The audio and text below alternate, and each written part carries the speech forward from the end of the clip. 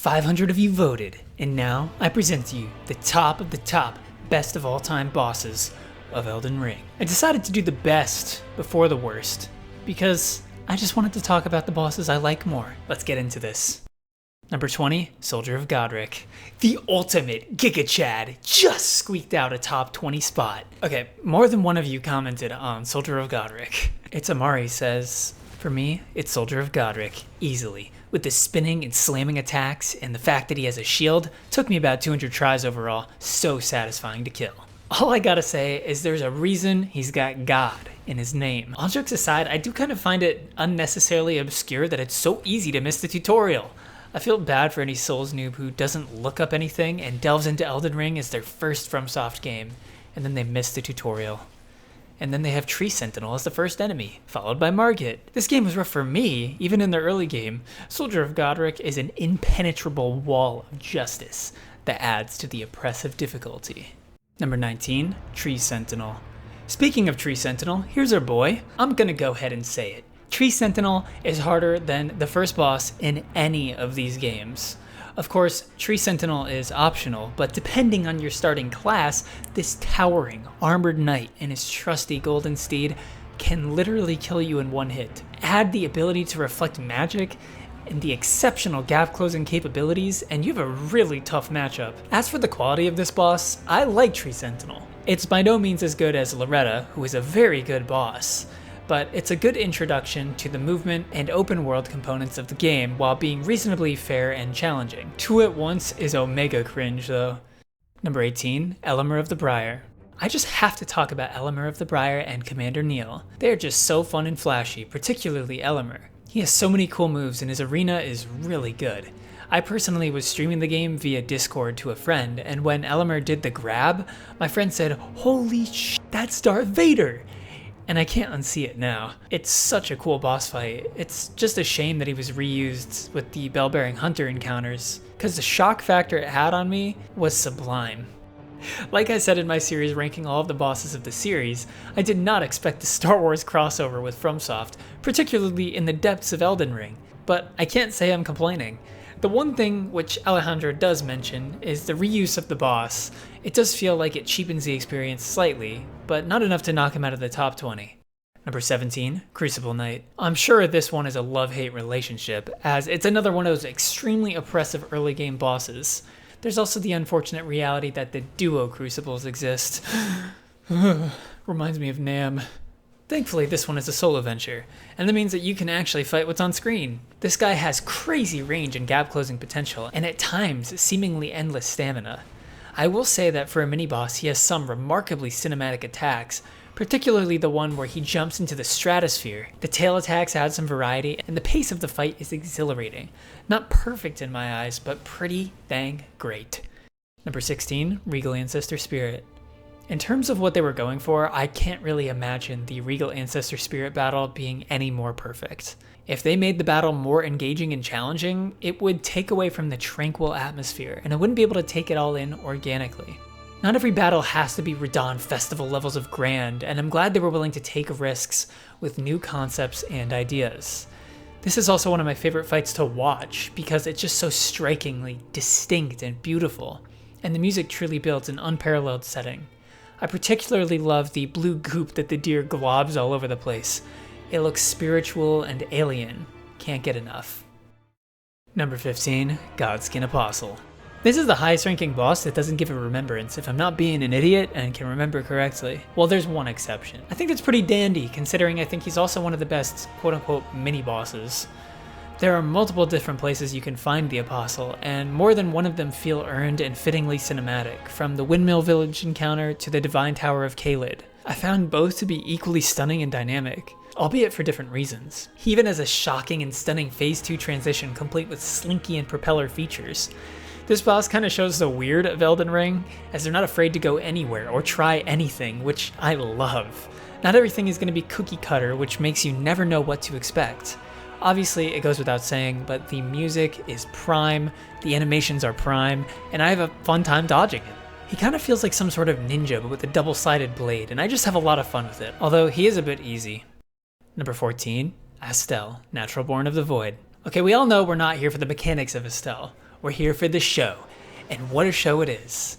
There are a lot of shocking reveals in Elden Ring, but perhaps one of the most effective is the reveal of this disgustingly beautiful alien beast demon monster god in Estelle. I found some of the mechanics of the fight to be a little bit clunky, but I can easily forgive that with the scale and scope of the fight, the beauty of the animations in the arena, and the inventiveness of the creature design. I truly felt like I was witnessing a work of art the first time I faced him. Number 13, Renala, Queen of the Full Moon. Pretty huge jump in rating from Estelle to Renala, and I think she's hugely underrated. I would probably give Renala a 10 out of 10 as the perfection of not only the puzzle fights FromSoft has given us, but also a perfection of the mage battle. I really liked Renala. Even though she wasn't the hardest fight, she was my wow moment for this game.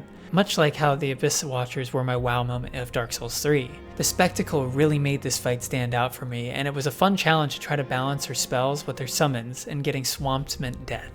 This was a close call for my favorite fight in the game, with Ricard and Radagon. Thank you, Dexter, I think you summed this up perfectly, one of my favorites as well. Number 12, Lich Dragon Fortisax.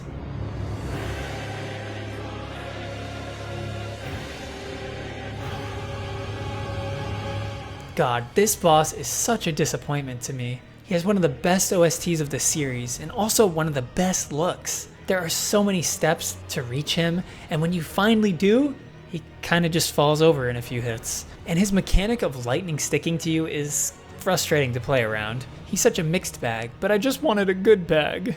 To give him his deserved praise though, the red lightning is a great twist on the dragon lightning look we've come to know and love, and he encourages unique playstyles. You can't just hug under him for free because of the lightning, which allows you to take in the visual spectacle.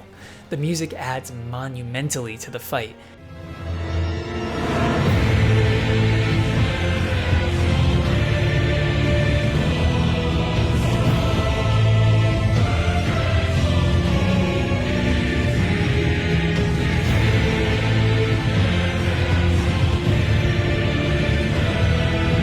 It's hard to match the grandiosity of him summoning lightning blades to demolish you with. Number 11, Margit, the Fell Omen. Another huge jump in the ratings, and I think we can all agree Margit is tough. The GOAT didn't quite make the GOAT tier though, just missing the top 10. Margit is by far the best first boss in Soulsborne Akiro Ring. I'm at the Fire Giant, and Margit is the boss I died the most to. Except for Soldier of Godric, of course. Margit forces you to learn the new mechanic in Elden Ring of going and exploring elsewhere. I might disagree that he's the best first boss in any of the games, perhaps due to personal bias, but I can't deny that he is the most grand and impressive. With shifting weapon forms, jumping attacks, glorious voice acting, and a bridge setting that is super memorable, I do love this guy. Number 10, Melania, Goddess of Rot. Oh boy, here's the big one. The big kahuna, the large jabuna. This one split the community to say the least, although there are clearly more Melania lovers than haters. Let's see what the two sides have to say. I feel like Melania could have given me the same amount of enjoyment as when I fought Lady Maria, but the waterfowl dance just really brings the whole quality of the boss down. It doesn't let you enjoy the fight because unless you have Bloodhound Step or a speedrunner, you always have to live in fear that she's going to do that when you're point blank range and one-shot you. If they removed this move or made it more easily dodged, Melania would go from a 7 out of 10 to a 9 or 10 out of 10 fight in my opinion. And there were a lot of comments that repeated this sentiment. Oh my God! The second Melania rushed me, I realized that what was being asked of the player was unlike anything we'd seen before. Heck, the woman took a parry from me, the technique that had carried me through Morgoth and many nights, and just shrugged it off like I was joking. To win this fight, you must become what Souls games have always asked but rarely demanded, the best. You must study Melania and understand her attacks. Each one has a counter, even the waterfowl dance, hard as it is. Even at her most aggressive, there are windows to be had if you only take the time to learn them. And what I love is that every move she uses adds to her as a character. Seeing her Scarlet Rot infestation weaponized shows that she is wise enough to know how to use a disadvantage to her advantage. Seeing her one-hand her insane katana shows her strength and mastery over a weapon that is often meant to be two-handed. These moments are what transform the fight from borderline broken into the hardest fair duel in the game.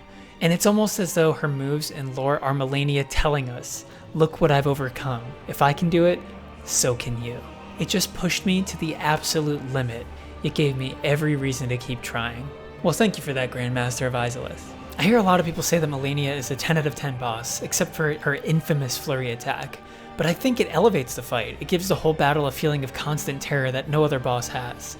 And the few times I dodged the attack perfectly made me jump in my chair. So, as you can see, there are some different opinions here. Where do I land? You're gonna have to wait till I cover her in my video ranking all the bosses of the series. So subscribe to make sure you don't miss that. I will say though, her music and cinematic are some of the best in the whole series, and I think everyone can agree on that. It's really just the mechanics of the fight where disagreement comes into play. Number 9, Radagon of the Golden Order and Elden Beast. First, they went for the dislike button. They spammed it as hard as they could. But then, it was the comments. So many of them. I was nothing to them, and all I did was defend Elden Beast. I've been a certified Elden Beast homie for quite some time, and I didn't know people hated it at all in the time of my first ranking. I naively expected people to be like, Elden Beast is a great boss? Of course, my fellow Nightwalkian. I totally see your point. I, in fact, agree. But it was more like, you are mentally brain dead if you legitimately think Elden Beast is a good boss. Never make a YouTube video again. And I'm not exaggerating. I got dozens of these comments. Like, I don't care. Every single time someone leaves a comment like that, it fuels my love for Elden Beast, knowing that I'm one of the few who was able to have a perfect conclusion to one of the best games of all time. Anyways, let's see what you guys had to say about the double-sided battle. I think the final boss is the best fight in the game, especially Elden Beast. For me, final bosses were always disappointing. They were like, give him the strongest mechanic and here we go. But versus Radagon, I just felt like, well, you made it through here. Now enjoy the fight. And yes, the fight was fun. No need to talk about the music, especially Elden Beast. And then there are some detractors. Radagon is awesome. Elden Beast sucks. Worst final boss From has ever made in my opinion. I gave it a 7, but Radagon would be a 9 and Elden Beast a 3 to 5 tops. For me, my personal favorite experience was with the final duo of the game. Radagon has an extremely fluid motion to all of his attacks that make it a joy to learn the timings of, especially when the AoE strikes begin spicing it up. Although I will admit, during his second phase, he does tend to just spam the exploding teleports, light dart attack, and light javelins just to prolong the fight. Besides this, however, it's probably my favorite fight gameplay-wise in the game. Elden Beast, on the other hand, is a whole different story. Objectively, it's a worse boss than Radagon, and would have otherwise dragged down the two in my personal ranking. But honestly, that doesn't matter to me. Aesthetically, this boss is perfect. Its design is oddly reminiscent of a draconic butterfly formed of the void, and it swims through the stunning arena almost effortlessly. The golden rays of light shooting down from the skies are some of the most oddly satisfying attacks to dodge in the game, in my objective and not terrible opinion. This is a fight that is carried by the sense of awe that I still remember feeling after its cinematic reveal at the end of Radagon's segment, with this beautifully soothing music and transition from a rocky gray surrounding to glorious golden lights. Overall, these two together make for the perfect experience for me. Radagon provided me with a challenging encounter that I'm still yet to master, whereas Elden Beast is an experience that I'm still overjoyed by to this day. Now you summed that up pretty perfectly, although I will say that I personally still prefer Elden Beast to Radagon, but generally the sentiments here on point. You have a good not terrible opinion, because I agree with it. Number 8, Godric the Grafted. Godric is my favorite in the whole game for me. He might not be the most challenging, but goddamn is he just a fun challenge in the early game. His design is great, and that phase transition cutscene is just insane. And how could I forget the music, which is incredible all the way through. There's a reason why he was in so much of the promo material. He's just an all-around fantastic boss. I get chills when the second phase of Godric the Grafted hits. It elevates the fight to another level. I could not agree more. The music here, the setting, the cutscene, I think everything comes together except for the difficulty, as you mentioned. My jaw was legitimately on the floor the first time I saw that cutscene. I don't think I expected Elden Ring to get so brutal, as it seemed more regal than a game like Bloodborne, but chopping off limbs to graft a dragon head? Well, it's not only as insane as Bloodborne, but also as gruesome, and I love that stuff. The voice acting is on point though, you guys missed that comment. I practically get chills every time I hear those lines.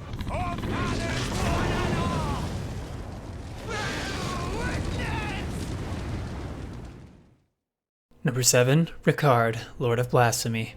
There are few times in a game where I felt like I've borderline transcended the human experience into another realm of what the f.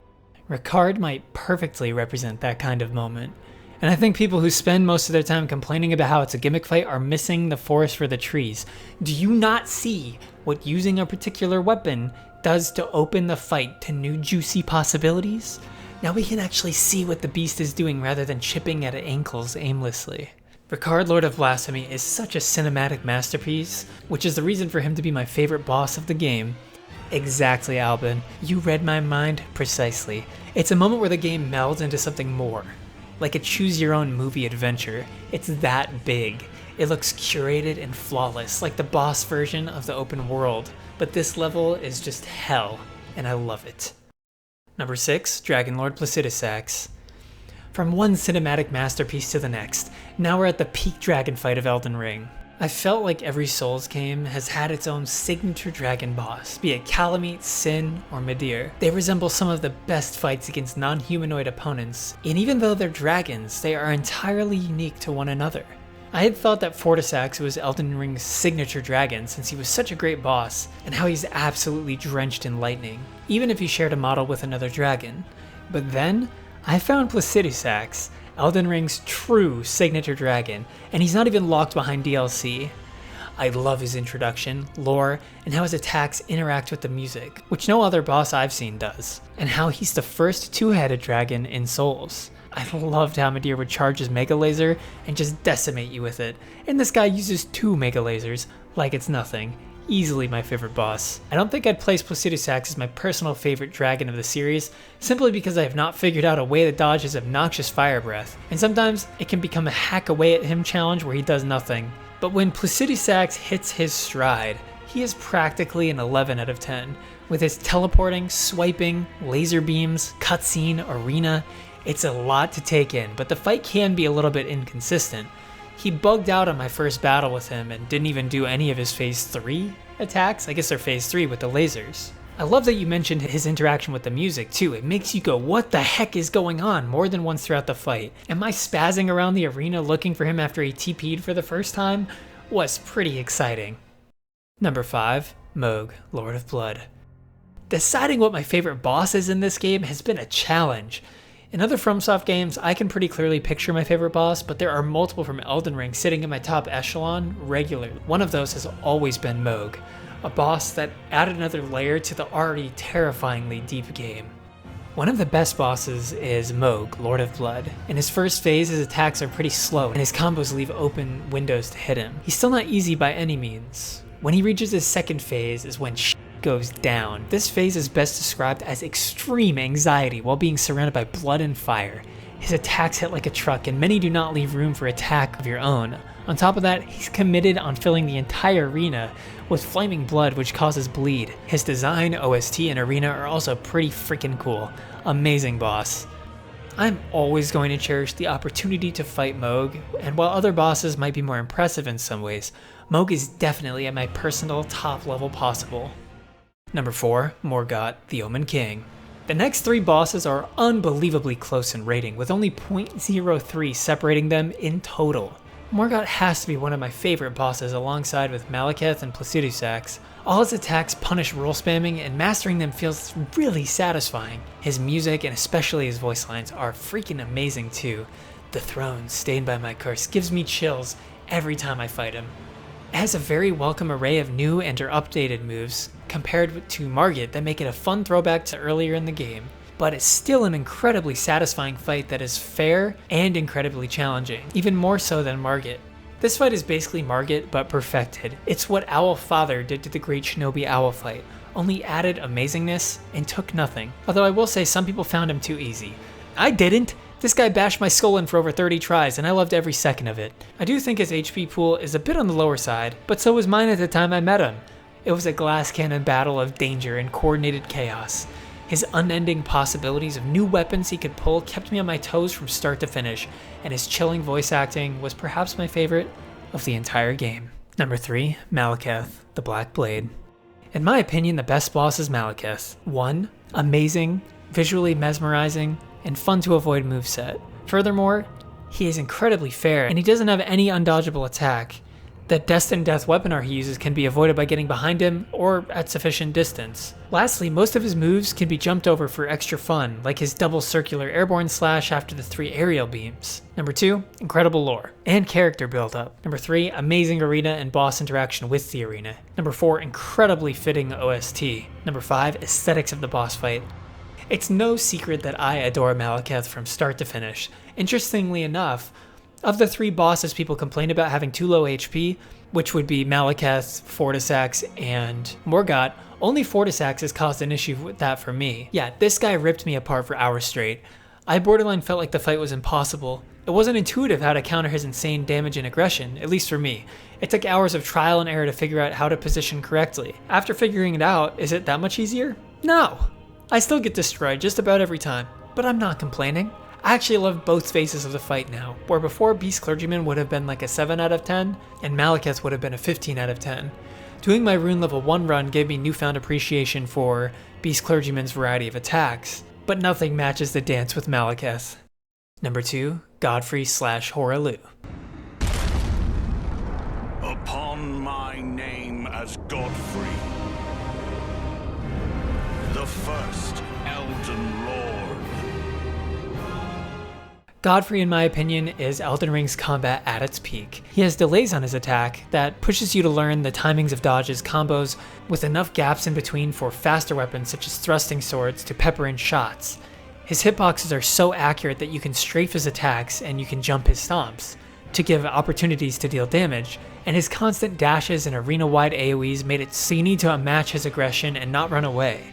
This goes doubly with Hoarah, where his attacks gain even more speed with less delays in between, making it an intense back and forth between dodging his attacks and capitalizing on his mistakes. His grabs, while they can be troublesome at first, quickly become the best openings for attacks because he's committed to the animation. Dodging through Godfrey's swipes and decimations of Earth is fluid and fair, perhaps the most fair of the late game bosses.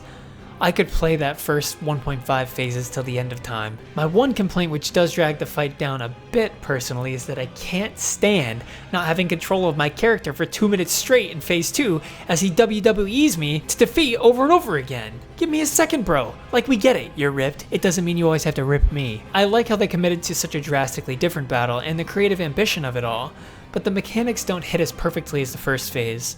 The soundtrack, setting, and insanity of it all are something special though. Not quite as special as our number 1, who took the lead by quite a sizable margin. Number 1, Star Scourge Radahn. Radahn is top tier, basically the Artorias of Elden Ring, with his Scarlet Rot, Abyss, Corruption, stature as one of the best warriors in the land, tragic backstory, and comically sized animal companion. He has his own identity though, and differs quite drastically mechanically speaking, leading to the only fight in Souls games that feels like an all-out war against an insurmountable force. Radahn is definitely my favorite boss in the game, quite possibly favorite in all From Software's games. You have to build up to the fight before you even enter Caelid, with Alexander telling you about the festival. Once you enter Redmane Castle, you're greeted with an epic choir and a bunch of phantoms, as well as Slave Knight Gale gassing you up and telling you about Radahn. You go down the elevator and see what is probably the biggest arena in any FromSoft game. You see a silhouette of a massive man shooting arrows at you from afar, and from there, you're given a choice. You can either summon the festival NPCs or you can fight them yourself. Both options are perfectly fitting thematically. If you fight him yourself, you're basically fighting a traditional, honorable 1v1 duel against a fallen warrior, similar to Artorias, Gale, Ludwig, etc. If you fight him with the NPCs, it's like you're gathering to take down a mighty demigod of the Shattering and deliver him a death fitting of someone his stature. You have the beautiful OST, which tells a complete story in its own right. And then there's the lore. I recently heard a really interesting fan theory about how the festival only starts after the stars align. And guess who controls the stars? Radahn. It's possible that Radahn mustered the last of his humanity to make the stars align to start the festival. But my main point is that he's a complete package. His gameplay isn't the best gameplay out there, although it's still very good, but everything else about him blends together to create an unforgettable experience. You summed it up perfectly, and I'm not going to bog it down with too much of my own thoughts. If you like this video, subscribe to see more content, and I hope to see you guys soon. Peace.